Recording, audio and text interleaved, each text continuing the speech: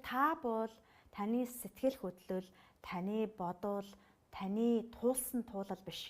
Та бол мөнхөд орших гэгээн энерги юм аа. Таны жинхэнэ мөн чанар бол хайр, нэмт сэтгэл, баяр баясгал, дүүрэн байдал. Үүнийгээ сэргэх.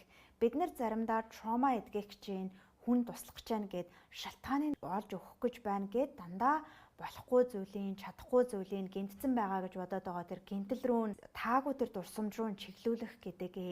Энэ бол тарих судлал талаас таагүй тэр бодлын замналуудыг, тэр таагүй сэтгэл хөдлөлийн одоо уур гуниг бухимдал, гутралын тэр сүлжээ замналуудыг нейронуудын холбоосуудыг улам илүү батжуулаад байдаг.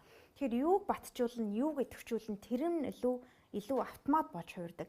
Тэгээд энгийн амьдрал дээр зүгээр ингээд амьдрах гэхлээр нөгөө идэвхжүүлээд батжуулсан нейроны холбоос сүнсчээ ажиллаад өөрөө мэдгүй уурлаад бухимдаад зүдрээд байдаг бахнэ. Тэгэхээр эдгэрлийн аялал хийж байхдаа хэрэг тухайн хүн таны дотроос нуугдмал авьяасаа чинь илрүүлж байвал таны баяр хөөр та угаасаа нэн сэтгэлтэй хайр ямаад бүрэн дүүрэн нэгэн ямаа зүгээр л энийг санаж сэрээрээ гэд улам илүү баяр хөөр нэн сэтгэл тэр цаа талынх нь жинхэнэ мөн чанарыг идэвхжүүлэхэд тусалж байгаа бол энэ тусламжаа авахаа өргөжлүүлээрэй. Харин улам таны гэмтсэн нэгэн, улам таны хүчгүй нэгэн гэдгийг чинь сануулж, өөрийн эрх мэдлээрээ айлгаж, далайлгаж, сүрдүүлж орж ирж байгаа бол энэ бол дэмжлэг байхгүй. Тэгэхээр би танд хэлье, та бол өөрөө эд шид юм аа.